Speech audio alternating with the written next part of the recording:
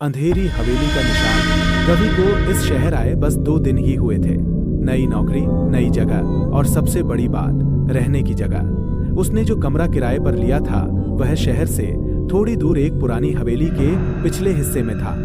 कम किराया देखकर उसे अजीब सा लगा, पर मकान मालिक ने मुस्कुराते हुए कहा, पुराना घर है, लोग डरते हैं, पर डरने की कोई जरूरत नहीं। रवि ने हल्का सा हंसते हुए सिर हिलाया और सामान रख दिया। हवेली बेहद विशाल थी, ऊंची दीवारें, टूटी खिड़कियां और एक हल्का सा सिलन भरा सन्नाटा, जैसे दीवारें खुद किसी को पुकार रही हों। जब पहली रात आई, रवि ने खिड़की से बाहर देखा। आंगन में एक पुराना झूला हिल रहा था। हवा नहीं थी, पर वह झूलता रहा। उसने खुद को समझाया, शायद पुरानी रस्सी है। मगर जब रात को बिस्तर पर लेटा तो दूर कहीं से धीमी सी आवाज आई, टिक टिक, जैसे कोई दीवार पर उंगली से रगड़ रहा हो। उसने कानों में तकिया घुसा लिया और सो गया। पर यह तो बस शुरुआत थी। अगले दिन उसका सामना उस हवेली के पहले निशान से होने वाला था। एक निशान जो दीवार पर नहीं बल्कि उसके सपने में उभरने वाला था। रात के अंधेरे में रवि को एक अजीब सपना आया। वह खुद को उसी हवेली के गलियारे में चलते हुए देख रहा था, पर सब कुछ पहले से ज्यादा स्याह और सन्नाटे से भरा था। दीवारें सांस ले रही थीं, फर्श पर खून की परछाइयां थीं।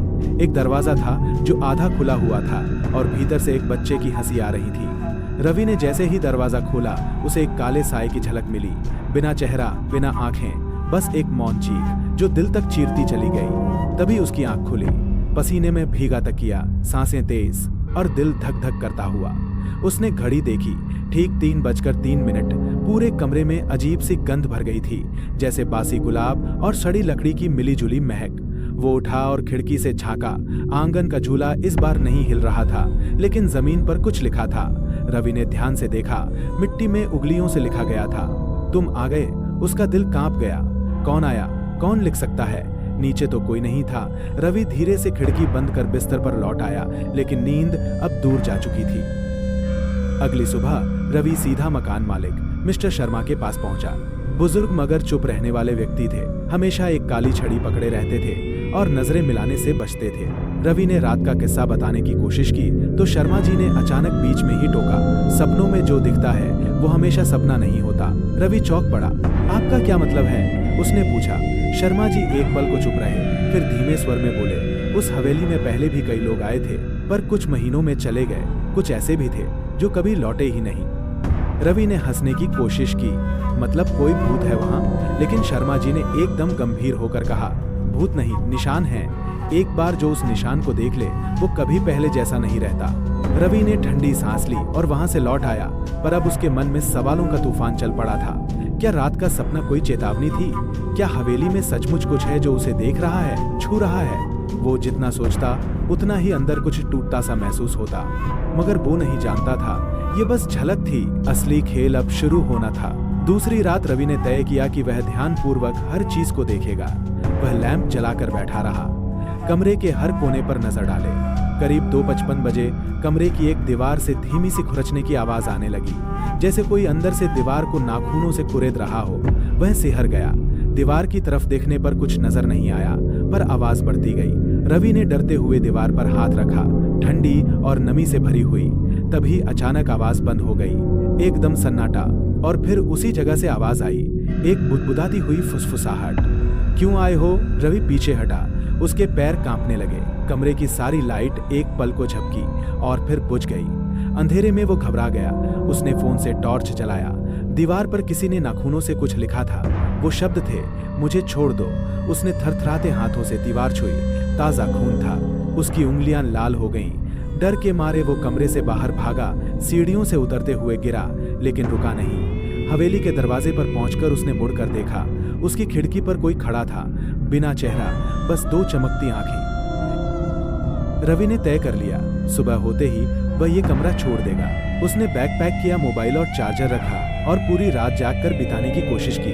लेकिन जब सुबह हुई तो वह गहरी नींद में सो गया। जागा तो दोपहर के 3 बजे थे। हैरानी की बात, अलार्म बजा ही नहीं, मोबाइल बंद हो चुका था। जब वह बाहर निकला तो हवेली के मुख्य दरवाजे पर एक बड़ा ताला लगा हुआ था। उसने शर्मा जी को ढूंढने की कोशिश की, लेकिन वे कहीं नहीं थे। पूरा इलाका सन्नाटे में डूबा था। वह चिल्लाया, दरवाजा पीटा, लेकिन कोई जवाब नहीं मिला। उसने पड़ोस की खिड़की से बाहर झांकने की कोशिश की, पर खिड़की के पार सिर्फ घना कुहासा था और कुछ भी दिखाई नहीं दे रहा था।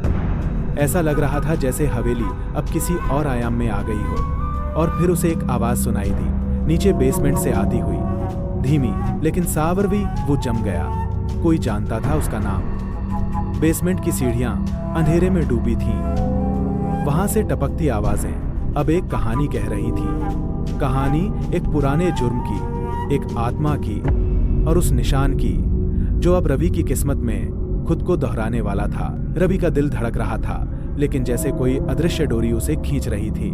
बेसमेंट की सीढ़ियां अंधकार में डूबी थीं और हर कदम पर लकड़ी चरमराती थी। हाथ में मोबाइल की टॉर्च थी जो अब धीमी जलती बुझती रोशनी दे रही थी। सीढ़ियां एक गोलाकार मार्ग में नीचे उतरती थीं और नीचे जाते जाते ठंडक और अजीब सी नमी बढ़ती जाती थी। अचानक उसे दीवार पर उकेरे हुए हाथों के निशान दिखे, जैसे किसी ने दीवारों को छूते हुए नीचे का रास्ता तय किया हो। हवा में एक अजीब गंध घुली थी, जैसे सड़ी हुई आत्मा की बू। जैसे ही वो आखिरी सीढ़ी पर पहुंचा, सामने एक बड़ा लोहे का दरवाजा था, जंग खाया हुआ, बंद लेकिन अधखुला। दरवाजे के पास एक पुराना सा दिया जल रहा था, बिना तेल के, बिना बाती के, फिर भी जलता हुआ। रवि को अपनी रीढ़ में सनसनी दौड़ती महसूस हुई। तभी दरवाजे के उस पार से फिर वही आवाज आई, रवि अब तो आगे हो, बाहर नहीं जाओगे।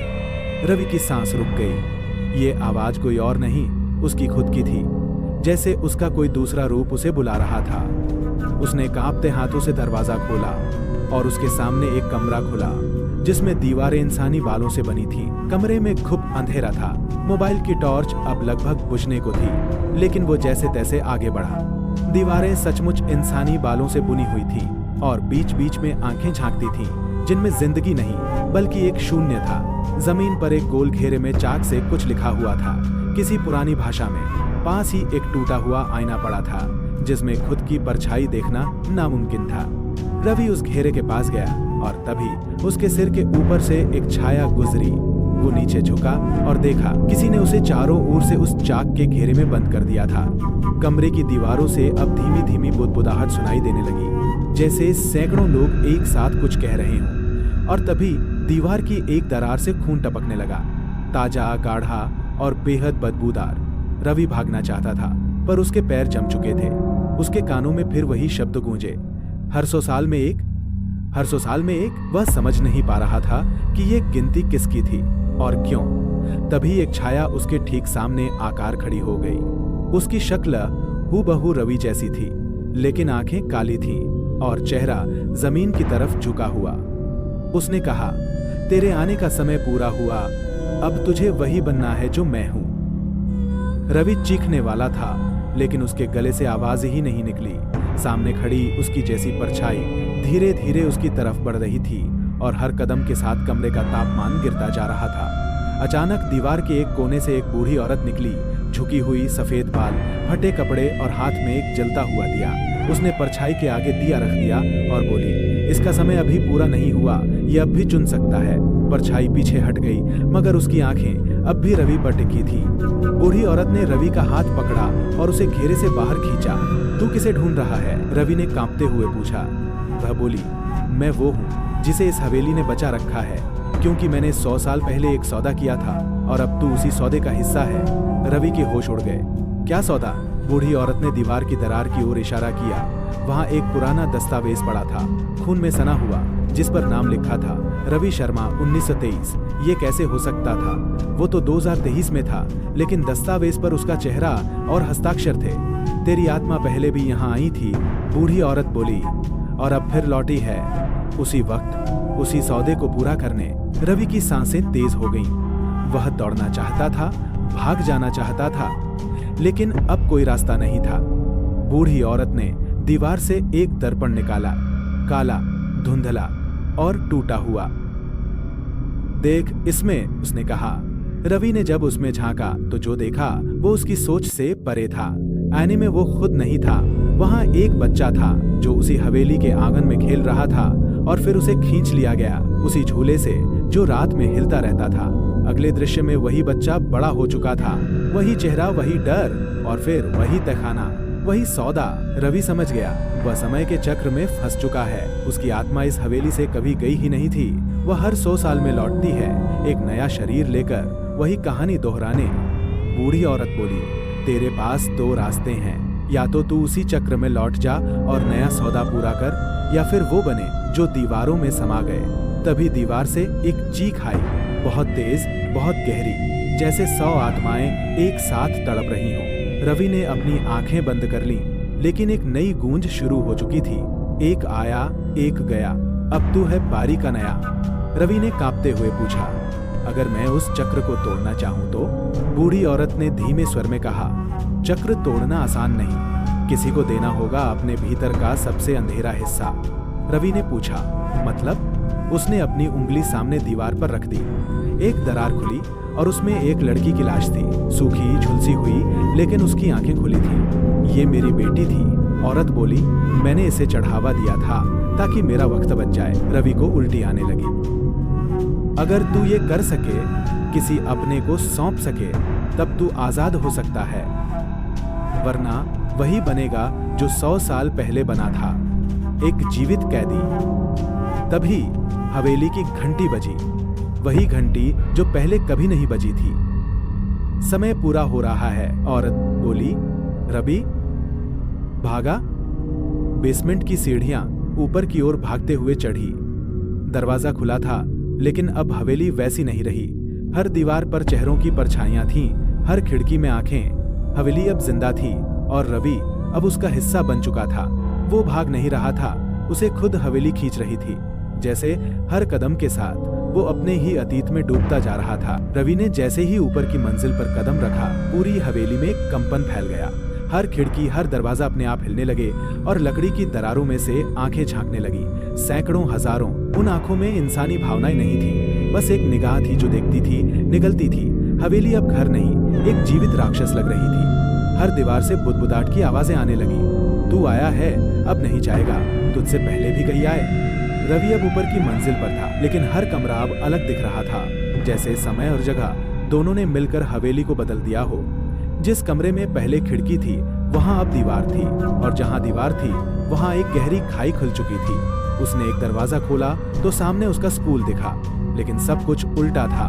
उसके दोस्त पीछे चल रहे थे। मास्टर की आंखें खून से भरी थीं और ब्लैक बोर्ड पर लिखा था, रवि तू नहीं बच सकता। डर अब उसकी हड्डियों में घुस गया था।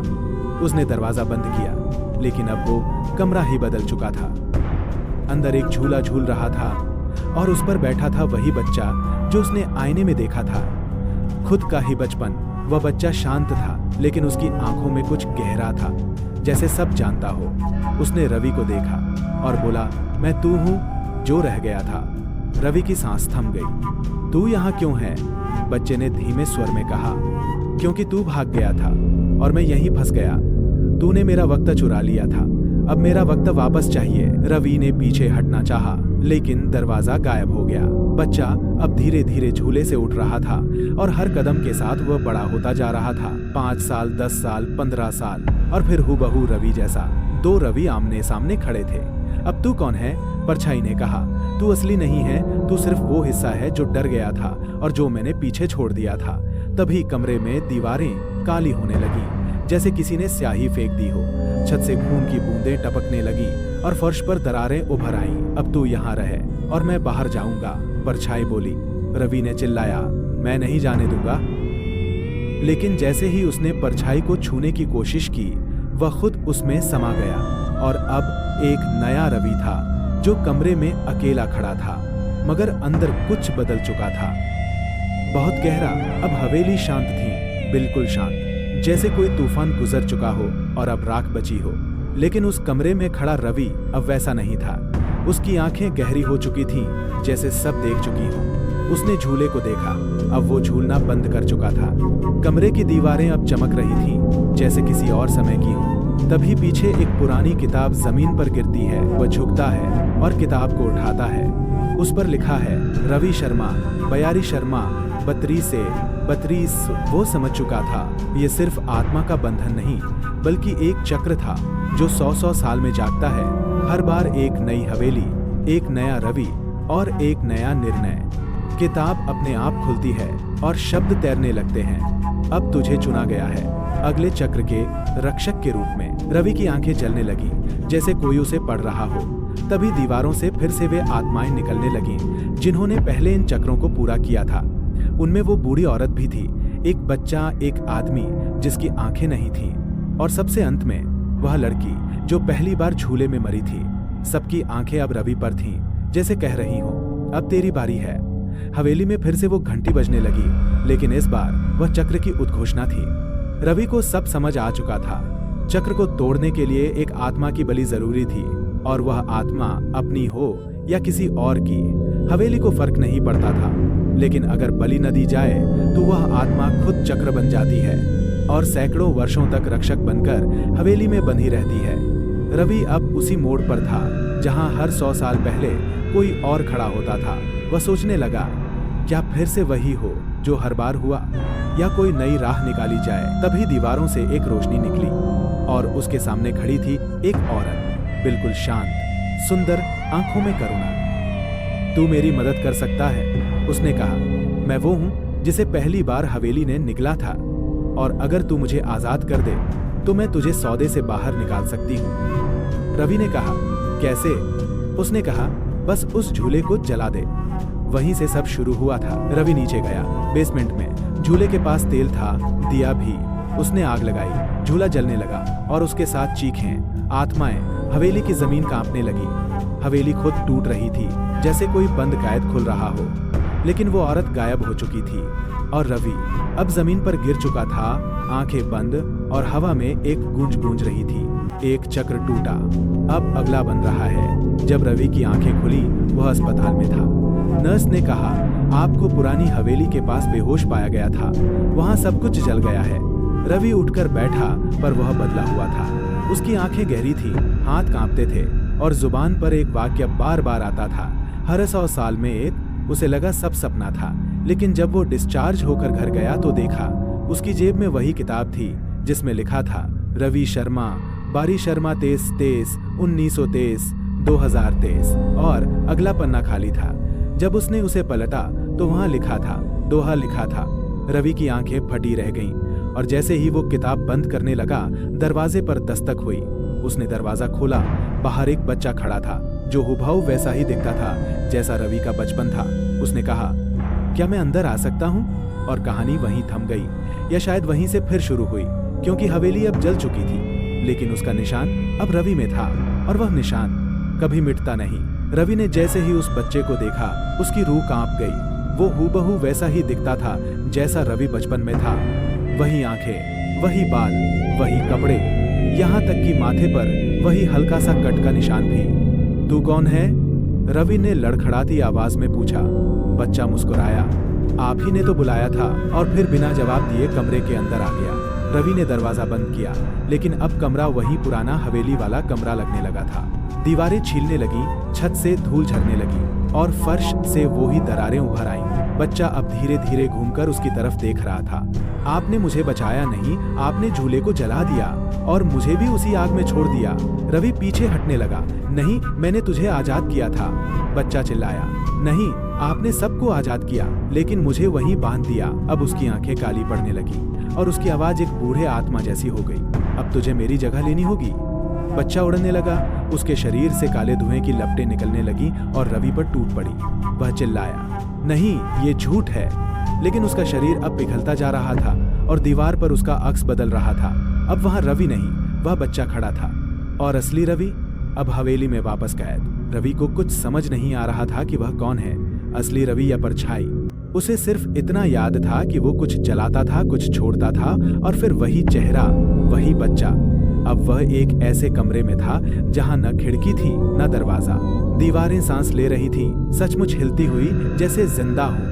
एक आवाज गूंज रही थी, तू अब चक्र का हिस्सा है, न भाग सकता है, न छुप सकता है। उसके सामने अब एक दर्पण था, लेकिन उसमें उसका अक्स नहीं, बल्कि वो लोग दिख रहे थे जो हवेली में पहले बंधे थे। बूढ़ी औरत, वह बच्ची, वह अंधा आदमी, और सबसे आखिर में एक और चेहरा जो रवि से बिल्कुल मिलता था। पर वह 1923 की वेशभूषा में था। दर्पण में लिखा उभरा, हर 100 साल पर एक रवि। अब तू है, रवि चिल्लाने लगा, लेकिन कोई आवाज बाहर नहीं जा रही थी। तभी उसके पीछे एक दरवाजा खुला और एक लंबा कॉरिडोर दिखा। दोनों तरफ लालटेनें जल रही थीं और दीवारों पर हर पिछले रवि की तस्वीरें लगी थीं। उसने उस कॉरिडोर में कदम रखा और हर तस्वीर से फुसफुसाहट आने लगी। हमने भी यही सोचा था कि हम बच जाएंगे, लेकिन कोई नहीं बचा था, कोई भी नहीं। कॉरिडोर के आखिर में एक दरवाजा था, सबसे अलग, सबसे काला। उस पर कोई हैंडल नहीं था, सिर्फ एक खून से बना चिन्ह था, जो अजीब तरह से उसके हाथ की नसों से मेल खा रहा था। जैसे ही उसने हाथ उस चिन्ह पर रखा, दरवाजा धीरे से कराता हुआ खुल गया। सामने एक गोल कमरा था, बिल्कुल गोल, बिना कोनों के, और उसके बीचों बीच था एक पत्थर का सिंहासन, जिस पर कोई बैठा था, बेहद बूढ़ा, मगर उसकी आंखें अब भी चमक रही थीं। तू आ ही गया, वह बोला। रवि ने डरते हुए पूछा, आप कौन हैं? उस वृद्ध ने धीमे से जवाब दिया, मैं पहला हूँ, 123 का।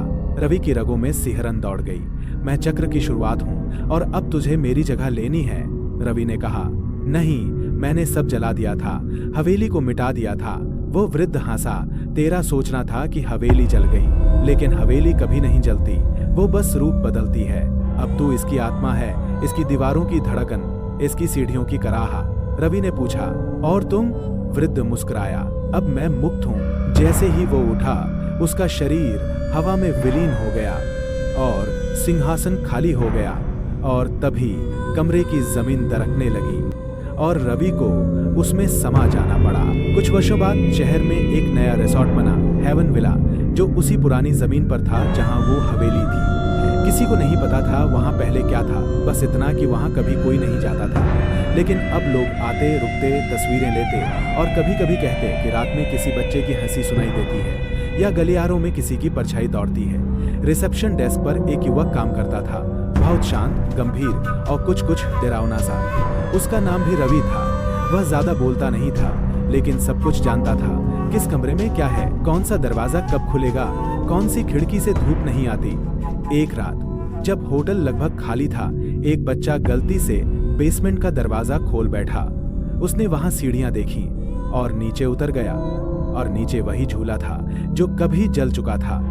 बच्चा डर से कांपने लगा। तभी पीछे से एक आवाज आई, झूला झूलना मत भूलना। बच्चा पीछे मुड़ा, लेकिन वहां कोई नहीं था। ऊपर रिसेप्शन पर बैठे रवि की आंखें एक पल के लिए काली हो गईं और होठों पर एक हल्की मुस्कान तैर गई। चक्र फिर से शुरू हो चुका था। वही हवेली, नए नाम में, नई शक्ल में, और एक नया रवि अब उसका रक्षक था। कैमरे की आंखें सब देख रही थी। सीसीटीवी फुटेज में अगली सुबह वो बच्चा बेसमेंट से बाहर आता हुआ नहीं दिखा। वहां सिर्फ झूले की धीमी आवाज थी, चरर चरर। रिसोर्ट के स्टाफ ने कहा कि बच्चा खुद ही भाग गया होगा, लेकिन माँ बाप जानते थे कि वो अंदर गया था और कभी लौटा नहीं। सोशल मीडिया पर इस मामले ने हंगामा मचा दिया। कुछ लोगों ने पुराने नक्शे निकाले और पता चला कि ये वही जमीन थी जहां 1823 में वो भूतिया हवेली बनी थी। लोगों ने सोचा क्या इतिहास फिर से दोहराया गया, लेकिन तब तक बहुत देर हो चुकी थी। उस रात जब एक नई फैमिली वहां चेक इन कर रही थी, रिसेप्शन पर बैठे रवि ने कहा, रूम नंबर 9 एकदम शांत है, बिल्कुल अकेला, और उसकी आंखों में वही पुराना अंधेरा चमक रहा था। चक्र पूरा हो चुका था और अब अगला बच्चा, अगली आत्मा, अगला भाग्य उस हवेली या कहें हेवन विला का हिस्सा बनने वाला था। कहानी अब खत्म नहीं हुई, बल्कि अब वो हमारे समय में जिंदा है, हमारे बीच। अगली बार जब आप किसी सुनसान होटल में जाएं, किसी पुराने बेसमेंट का दरवाजा देख लें, तो याद रखना, हर चक्र 100 साल में नहीं लौटता, कुछ हर सांस में जिंदा रहते हैं, और वो अब भी तुम्हें देख रही हैं, सुन रही हैं। एक स्वतंत्र पत्रकार रिया माथुर, जो भूत प्रेत से जुड़े रहस्यों पर डॉक्यूमेंट्री बनाती थी, उसे हेवन विला के बारे में खबर मिली। उसने सुना था कि वहां पिछले 3 महीनों में 3 बच्चे रहस्यमय तरीके से लापता हो चुके थे। पुलिस ने कुछ नहीं कहा, मीडिया ने दबा दिया, लेकिन रिया को शक था। वह वहां अकेले पहुंची, एक कैमरा, एक रिकॉर्डर और एक पुराना नक्शा लेकर। रिसेप्शन पर बैठा रवि उसे देखकर मुस्कुराया। आपको जो भी चाहिए मिल जाएगा। रिया को उसकी मुस्कान में डर नहीं, बल्कि अनजाना आकर्षण महसूस हुआ। उसे कमरा नंबर 13 मिला, जो ऑफिशियली नहीं दिया जाता था। उसने रिकॉर्डिंग शुरू की। आज मैं वहां हूं जहां आत्माएं चीखती हैं पर कोई सुन नहीं पाता। मैं उस सच की तलाश में हूं जो अंधेरे से लिपटा है। रात होते ही उसने बेसमेंट में उतरने का निर्णय लिया। नीचे खूब अंधेरा था और हवा में धूल नहीं, राख तैर रही थी। दीवारों पर बच्चों की उंगलियों के निशान थे जो किसी को खींचते से लगते थे। तभी उसने देखा सामने रवि खड़ा था, पर अब उसकी आंखें पूरी तरह काली थीं। रिया, अब तू भी चक्र का हिस्सा है। और पीछे दीवार पर उसका नाम खुद ब खुद उभर आया। रिया 2025। उसने भागने की कोशिश की, लेकिन दरवाजा अब मिट्टी बन चुका था। रिया की रिकॉर्डिंग कैमरे में चलती रही। वीडियो में देखा गया कि वो किसी से बात कर रही है, पर सामने कोई नहीं था। उसकी आवाज में धीरे धीरे गहराई आती गई, जैसे वो बोल नहीं रही बल्कि किसी और की जबान में बंध गई हो। तभी कैमरे ने कैद किया। रिया एक कोने में जाकर बैठ गई और खुद से बात करने लगी। मुझे यहाँ नहीं आना था। ये हवेली नहीं, एक जिंदा पिंजरा है। हर दीवार एक गवाह है, हर छाया एक शिकारी। उसका चेहरा अब बदलने लगा था। होठ सूख चुके थे, आंखों के नीचे काली रेखाएं खिंच गई थीं। वीडियो के आखिरी पल में एक चीख सुनाई दी और फिर कैमरा गिर गया। अगली सुबह होटल स्टाफ ने कमरे में कैमरा तो पाया, लेकिन रिया नहीं थी। वीडियो सोशल मीडिया पर लीक हो गया और वायरल भी हुआ, पर सबने इसे एक्टिंग कहा। कोई नहीं मानता कि कोई हवेली आज भी जिंदा है, लेकिन जिस लैपटॉप पर वो वीडियो चला उसकी स्क्रीन पर एक मैसेज जल उठा, रिया अब चक्र का हिस्सा है, अगला कौन? और अचानक से स्क्रीन ब्लैक हो गई। उसी रात रवि ने रजिस्टर में एक नया नाम दर्ज किया, विक्रम 2025। और दीवारों पर एक नई परछाई दिखने लगी। चक्र आगे बढ़ रहा था। कुछ हफ्तों बाद विक्रम सहाय, एक मशहूर पैरानॉर्मल एक्सपर्ट और यूट्यूबर, रिया के गायब होने की सच्चाई जानने हेवन विला पहुंचा। उसे यह सब बकवास लगता था, लेकिन वीडियो ने उसे सोचने पर मजबूर किया। जैसे ही वो रिसेप्शन पर पहुंचा, रवि उसे देखकर मुस्कुराया। रिया को आप जानते हैं? विक्रम ने चौंक कर पूछा, आपको कैसे पता? रवि ने कहा, वो अब यहाँ नहीं है, लेकिन छाया में उसकी आवाज जरूर गूंजती है। विक्रम ने रिकॉर्डिंग शुरू की और रिया की रिकॉर्डिंग को फिर से उसी बेसमेंट में चलाया। अचानक चारों ओर तापमान गिरने लगा। हर दिशा से फुसफुसाहटें आने लगी। विक्रम, वापस जा, नहीं तो चक्र तुझे निगल जाएगा। लेकिन विक्रम जिद पर अड़ा था। तभी झूले ने जोर से हिलना शुरू किया और दीवारें फिर से सांस लेने लगी। विक्रम ने कैमरा बंद किया और भागने की कोशिश की, लेकिन दरवाजा लॉक हो चुका था। उसी वक्त उसे दिखा, बेसमेंट की दीवार पर अब 3 नाम थे, रावी 11300, रिया 2025, रिया 2025 और नीचे एक खाली जगह, जैसे अगले शिकार के लिए तैयार हो। अब वो समझ गया था, ये कहानी नहीं, एक जीवित परंपरा है जो हर आत्मा को निगलती है और कोई नहीं बचा सकता, कोई भी नहीं। कहानी वहीं खत्म नहीं हुई। हेवन विला आज भी खुला है, अब और भी सुंदर बना दिया गया है। सोशल मीडिया पर शानदार रेटिंग्स, बढ़िया किचन और आकर्षक नज़ारे।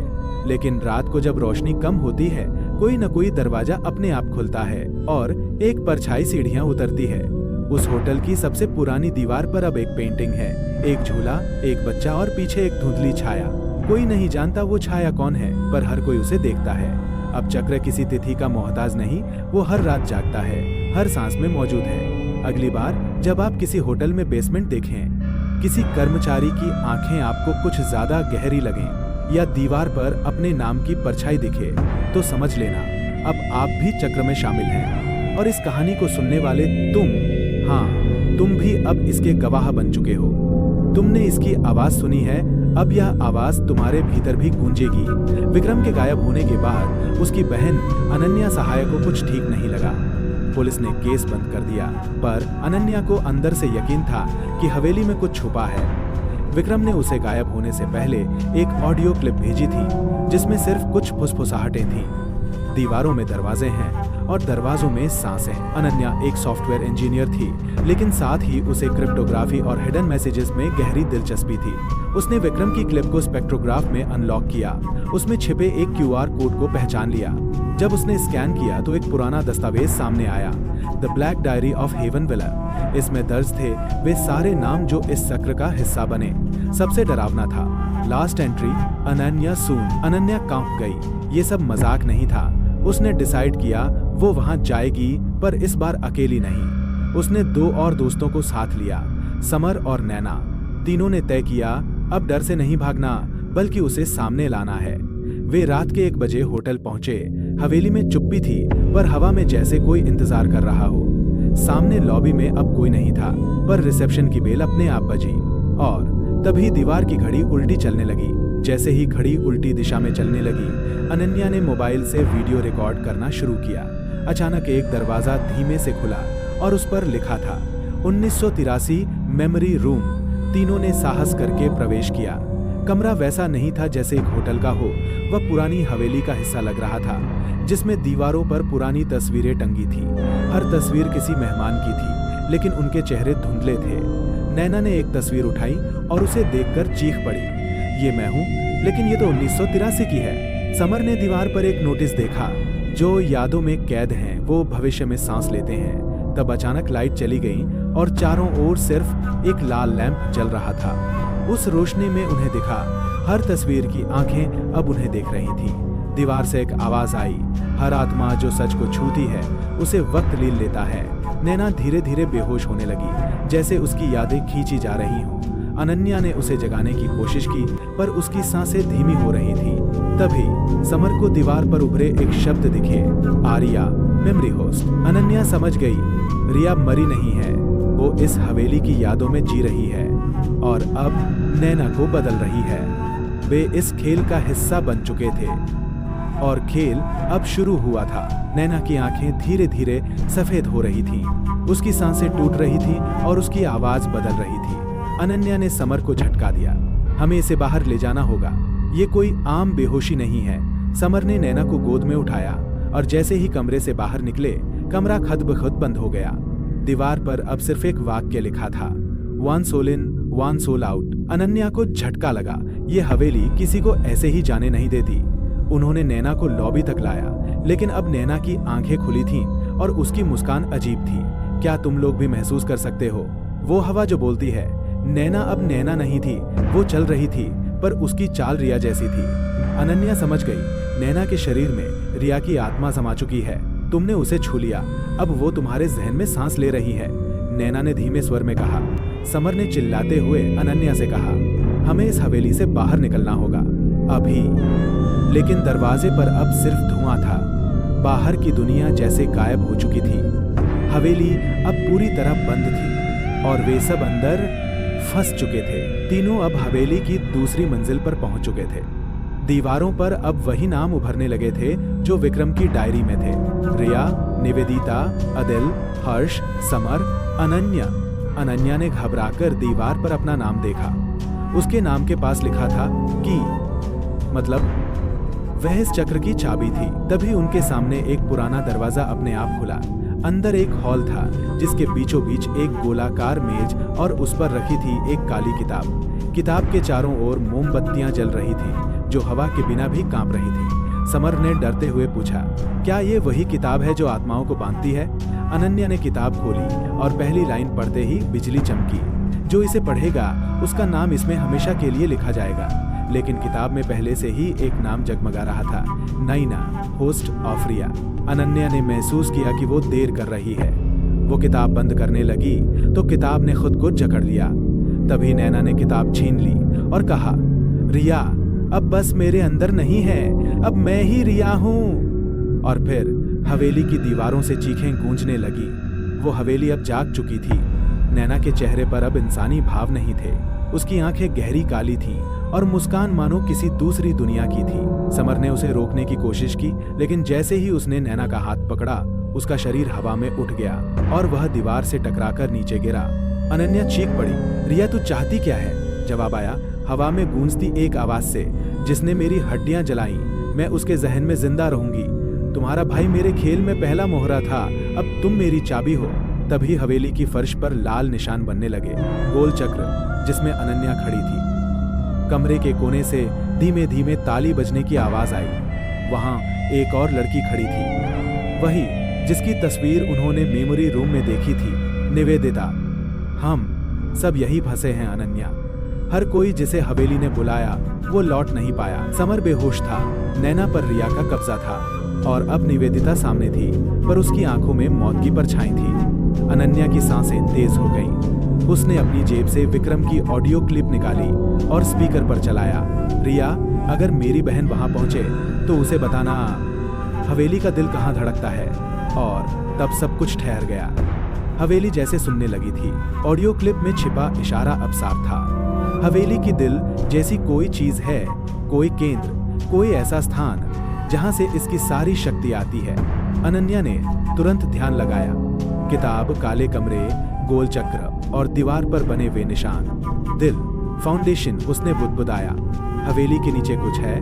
तभी निवेदिता ने धीमे से कहा, मैं वहां गई थी नीचे, पर लौटी नहीं, सिर्फ शरीर लौटा। वह अब पूरी आत्मा नहीं थी। रिया की आत्मा अचानक तिलमिला उठी। नैना जोर जोर से कांपने लगी। तुम नीचे नहीं जा सकती, वह वो है जिसे हमने बंद किया था। लेकिन अनन्या का हौसला अब डर से बड़ा था। वो समर को होश में लाने लगी। हमें नीचे जाना होगा। रिया वहीं से ताकत खींच रही है, वहीं इसका अंत है। हवेली की सीढ़ियां अपने आप खुल गईं। नीचे अंधकार था, सीलन और दीवारों से गिरता पानी। वह टॉर्च लेकर नीचे उतरे। हवा में जैसे कुछ सांस ले रहा हो। दीवार पर किसी ने खून से लिखा था, this is where hearts are buried. Naina पीछे से धीमे से मुस्काई। जो नीचे गया वो ऊपर इंसान बनकर नहीं आया। अनन्या ने पलटकर देखा। नैना के शरीर से धुआं उठ रहा था। तैयार हो जाओ, क्योंकि अब हवेली का दिल तुम्हें देख रहा है। सीढ़ियां खत्म होते ही वे तीनों एक विशाल तहखाने में पहुंचे। दीवारों पर प्राचीन प्रतीक उकेरे हुए थे और बीच में एक बड़ा काला दिल जैसा आकार जमीन पर बना था। अनन्या ने ध्यान से देखा तो उसे लगा कि वह आकार जिंदा है, जैसे वह धड़क रहा हो। समर ने पूछा, क्या ये हवेली का दिल है?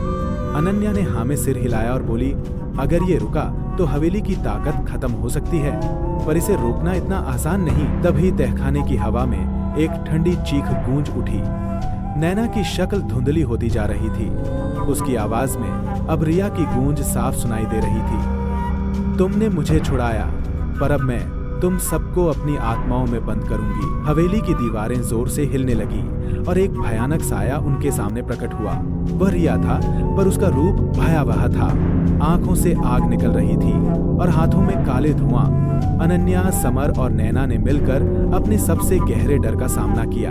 वे जानते थे कि अगर वह दिल ठहर गया तो हवेली की आत्माएं आजाद हो जाएंगी और वे कभी बच नहीं पाएंगे।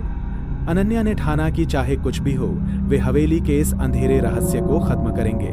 उसने विक्रम की ऑडियो क्लिप से मिली जानकारी को दोहराया, दिल पर हमला करो, लेकिन ध्यान रखो कि तुम्हारा अपना दिल भी उसकी पकड़ में न आए। समर ने एक पुराना लोहे का पाइप उठाया और नैना की तरफ देखा। क्या तुम अभी भी हम में हो? नैना ने धीरे से सिर हिलाया और उसकी आंखों में एक झलक मानवीय भावना दिखी।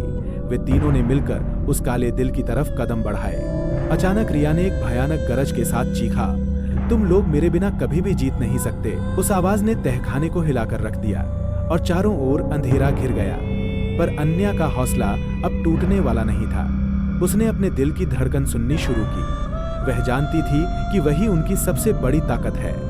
जैसे ही उसने अपने दिल की आवाज को तेज किया, हवेली की दीवारों से एक मंद सी रोशनी निकलने लगी और वो काला दिल धीरे धीरे कमजोर पड़ने लगा।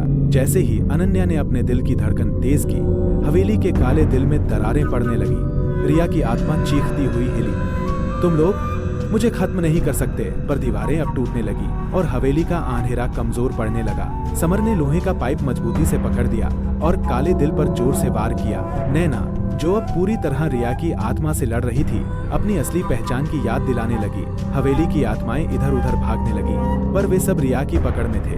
जैसे जैसे दिल कमजोर हुआ, हवेली की दीवारों पर लगाई गई उन आत्माओं के नाम धुंधले होने लगे।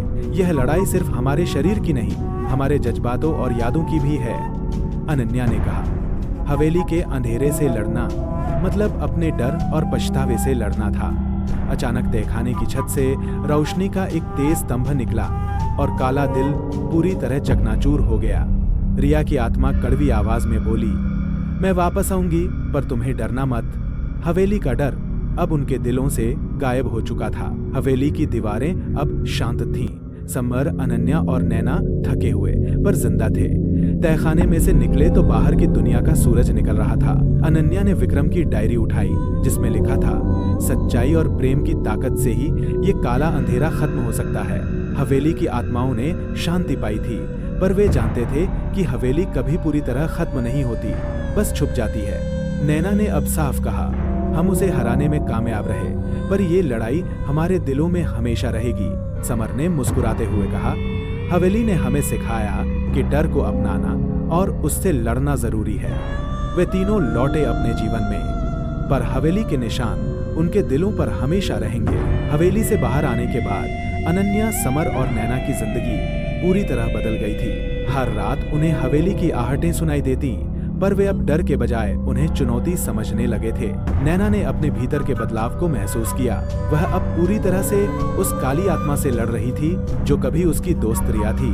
समर ने शहर में उस रहस्यमय काली आत्मा के बारे में खोज शुरू की, पर कोई भी उस हवेली की भयावह कहानी को नहीं जानता था। उनकी जिंदगी में जैसे एक नया अध्याय खुल गया था, जहाँ डर एक सच्चाई थी लेकिन हार नहीं। एक दिन समर को पता चला कि हवेली के उस तहखाने के नीचे एक और दरवाजा था जो वे भूल गए थे। उस दरवाजे पर एक अजीब सी शक्ति थी जो हवेली की असली कहानी छुपा रही थी। अनन्या और नैना ने तय किया कि वे फिर से उस जगह जाएंगे, लेकिन इस बार पूरी तैयारी के साथ। उनका विश्वास था कि हवेली की गहरी तहों में अब भी कुछ रहस्य दफन थे जिन्हें उजागर करना जरूरी था। तीनों जब फिर से उस तहखाने के पास पहुंचे तो उन्हें एक अजीब सी ठंडक ने घेर लिया। वहां का वातावरण पहले से भी ज्यादा भारी और घनिष्ठ था। दीवारों पर पुराने खून के निशान अब गहरे लाल रंग में चमक रहे थे। एक तेज हवेली की चीख ने उनकी हिम्मत को परखना शुरू कर दिया। दरवाजा जो पहले बंद था अब अपने आप धीरे धीरे खुलने लगा, जैसे हवेली उन्हें फिर से अपने अंदर बुला रही हो। समर ने कदम बढ़ाया, हमें जो करना है वो अब या कभी नहीं। ये दरवाजा हवेली का असली दिल हो सकता है। अनन्या ने गहरी सांस ली और नैना ने टॉर्च की रोशनी तेज कर दी। दरवाजे के अंदर से एक अजीब सी गंध आ रही थी, जैसे कोई पुराना जहर हवा में तैर रहा हो। तीनों ने एक साथ कदम बढ़ाए और अंदर घुस गए। अंदर अंधेरा, ठंडक और अनगिनत आवाजें थीं। यह लड़ाई खत्म नहीं हुई थी, यह तो बस शुरुआत थी। दरवाजा खुलते ही तीनों ने देखा कि तहखाने के अंदर एक लंबा अंधेरा गलियारा था जिसकी दीवारों पर रक्त के पुराने निशान चमक रहे थे। हर कदम पर हवा भारी होती जा रही थी और दूर से किसी बच्चे की धीमी रोने की आवाज आ रही थी। अनन्या ने कहा, यहाँ कुछ तो छुपा है जो हम अब तक नहीं समझ पाए। समर ने टॉर्च की रोशनी उस ओर बढ़ाई जहां से आवाज आ रही थी। जैसे जैसे वे आगे बढ़े, एक पुरानी तस्वीर दीवार पर लगी थी, हवेली के पहले मालिक की, जिसके चेहरे पर एक अजीब सी मुस्कान थी। नैना ने भयभीत होकर पूछा, क्या ये वही आदमी है जिसने ये सब शुरू किया था? अनन्या ने सिर हिलाया और बोली, शायद, पर उससे भी बड़ा खतरा अभी बाकी है। नजीर गलियारे के अंत में एक कमरा था जिसके दरवाजे पर प्राचीन चिन्ह बने थे। तीनों ने मिलकर दरवाजा खोला और अंदर घुसते ही एक सर्द हवा का झोंका उनके चेहरे से टकराया। वहां एक पुरानी डायरी पड़ी थी जिसमें हवेली के अतीत के भयानक राज छिपे थे। उन राजों ने उनकी हिम्मत को नई दिशा दी, पर साथ ही खौफ भी बढ़ा दिया। अनन्या ने डायरी खोलकर पढ़ना शुरू किया। उसमें लिखा था कि हवेली का असली मालिक एक क्रूर जादूगर था जिसने अपनी आत्मा को अमर बनाने के लिए काले जादू का सहारा लिया था। उसकी आत्मा उस काले दिल में बंद थी जिसे उन्होंने तहखाने में देखा था। जादूगर की आत्मा हर पीढ़ी में एक नए शरीर को अपने काबू में लेती थी और हवेली के अंधकार को बनाए रखती थी। डायरी में एक मंत्र भी था जो जादूगर की आत्मा को हमेशा के लिए बंद कर सकता था, लेकिन मंत्र पढ़ने वाला खुद भी खतरे में पड़ सकता था। लेकिन मंत्र पढ़ने वाला खुद भी खतरे में पड़ सकता था। लेकिन मंत्र पढ़ने वाला खुद भी खतरे में पड़ सकता था। लेकिन मंत्र पढ़ने वाला खुद भी खतरे में पड़ सकता था। लेकिन मंत्र पढ़ने वाला खुद भी खतरे में पड़ सकता था। लेकिन मंत्र पढ़ने वाला खुद भी खतरे में पड़ सकता था। लेकिन मंत्र पढ़ने वाला खुद भी खतरे में पड़ सकता था। लेकिन मंत्र पढ़ने वाला खुद भी खतरे में पड़ सकता था। लेकिन मंत्र पढ़ने वाला खुद भी खतरे में पड़ सकता था। लेकिन मंत्र पढ़ने वाला खुद भी खतरे में पड़ सकता था। लेकिन मंत्र पढ़ने वाला खुद भी खतरे में पड़। क्या हम इस मंत्र को आजमाएंगे? नैना ने धीरे से कहा। अगर ये सच में काम कर गया तो हवेली से पूरी बुराई खत्म हो जाएगी, लेकिन अगर गलत हुआ तो हम भी हवेली के हिस्से बन जाएंगे। अनन्या ने मन ही मन ठाना कि चाहे कुछ भी हो, वे इस जादूगर की आत्मा को हराकर हवेली को आजाद कराएंगे। डायरी के आखिरी पन्ने पर एक चेतावनी थी, सावधान, इस मंत्र का प्रयोग केवल तब करें जब आपकी आत्मा पूरी तरह तैयार हो। वे तीनों अब एक अंतिम निर्णय के मोड़ पर थे। तीनों ने उस काले जादूगर के मंत्र को पढ़ने का फैसला किया, लेकिन उससे पहले वे अपनी आत्माओं को मजबूत करने की कोशिश कर रहे थे। अनन्या ने अपने मन में सोचा, अगर मैं डरूंगी तो हवेली का अंधेरा फिर से जी उठेगा। समर और नैना भी पूरी ताकत से तैयार थे। उन्होंने अपने दिलों में प्रेम, हिम्मत और विश्वास का दीप जलाया। तहखाने के केंद्र में पहुंचकर अनन्या ने मंत्र पढ़ना शुरू किया। हवा ठंडी हुई, दीवारें कांपने लगीं और एक काली छाया उनके सामने उभरी। वो वही जादूगर की आत्मा थी जिसकी डायरी में बात थी। उसने चीखते हुए कहा, तुम लोगों को मेरी सत्ता तोड़ने का अधिकार नहीं। पर तीनों ने अपनी आवाज ऊंची रखी और मंत्र जारी रखा। धीरे धीरे छाया कमजोर पड़ने लगी। हवेली के पूरे कालेपन में रोशनी फैलने लगी, मानो एक नया सवेरा हो रहा हो। जैसे ही अंतिम शब्द बोले गए, जादूगर की आत्मा एक भयानक चीख के साथ हवा में उड़ गई। हवेली की दीवारें चमकने लगीं, अंधेरा पूरी तरह छंट गया। तीनों ने महसूस किया कि अब हवेली के अंदर की सारी आत्माएं मुक्त हो चुकी थीं। समर ने कहा, हमने कर दिखाया। नैना ने कहा, पर ये अनुभव हमारी जिंदगी में हमेशा रहेगा। अनन्या ने धीरे से कहा, हवेली का सच अब सामने आ गया है। ये कहानी खत्म नहीं होती, बल्कि अब एक नई शुरुआत है। बाहर निकलते ही सूरज की रोशनी ने उनका स्वागत किया। तीनों ने समझा कि डर को जीतना आसान नहीं, लेकिन नामुमकिन भी नहीं। हवेली अब खाली थी, एक बार फिर जैसे कोई नया अध्याय शुरू होने वाला हो। हवेली से निकलने के बाद तीनों की जिंदगी थोड़ी शांति मिली, पर उनके दिलों में एक बेचैनी थी। अनजाने में उन्हें लगने लगा था कि हवेली का अंधेरा कहीं और भी फैल रहा है। शहर के पुराने हिस्से में एक रहस्यमय काला धुआं उठता देखा गया था, जिसकी कोई वजह समझ नहीं पा रहा था। समर ने कहा, यह हवेली का अंधेरा कहीं और भी फैल रहा है, हमें इसे रोकना होगा। नैना ने महसूस किया कि जो जादूगर था उसकी आत्मा पूरी तरह खत्म नहीं हुई थी। अनन्या ने कहा, हवेली की लड़ाई तो खत्म हुई, पर असली युद्ध अभी बाकी है। वे तीनों फिर से जुट गए, इस बार हवेली के बाहर फैले अंधकार से लड़ने के लिए। उनके सामने एक नया खतरा था, जो कहीं ज्यादा बड़ा और खतरनाक था। यह लड़ाई सिर्फ एक जगह की नहीं, पूरे शहर की थी। शहर के अंधेरे कोनों में अचानक कई लोग गायब होने लगे। पुलिस के पास कोई सुराग नहीं था। समर ने शहर के एक बूढ़े पुजारी से मुलाकात की, जिसने बताया कि हवेली का काला जादू एक प्राचीन शाप था, जो धीरे धीरे पूरे इलाके को अपने कब्जे में ले रहा है। पुजारी ने चेतावनी दी, अगर समय रहते इसे रोका नहीं गया तो पूरा शहर इसी अंधकार में डूब जाएगा। अनन्या, समर और नैना ने फैसला किया कि वे इस बार अकेले नहीं लड़ेंगे। उन्होंने शहर के कुछ पुराने जानकारों और रहस्यमय शक्तियों वाले लोगों को साथ जोड़ा। वे जानते थे कि इस बार लड़ाई आसान नहीं होगी, क्योंकि उनके सामने एक ऐसा दुश्मन था जो सिर्फ हवेली तक सीमित नहीं था। अब उन्हें अपनी हिम्मत, दोस्ती और विश्वास को और मजबूत करना था। समर, अनन्या और नैना ने शहर के कुछ रहस्यमयी जानकारों से संपर्क किया, जिनके पास प्राचीन ज्ञान और ताकत थी। उन लोगों ने बताया कि हवेली के काले जादू को खत्म करने के लिए एक प्राचीन मंत्र और सामूहिक शक्ति की जरूरत है। सभी ने मिलकर एक योजना बनाई कि कैसे वे अंधकार को हराकर शहर को बचाएंगे। वे एकत्रित हुए शहर के पुराने मंदिर में, जहां पवित्र ऊर्जा का स्रोत था। जैसे जैसे वे मंत्र पढ़ते गए, हवेली और शहर में फैले अंधकार की शक्ति कमजोर होने लगी। पर अचानक एक तेज हवा के साथ काले साये का एक रूप प्रकट हुआ, जादूगर की आत्मा का अंतिम अवतार।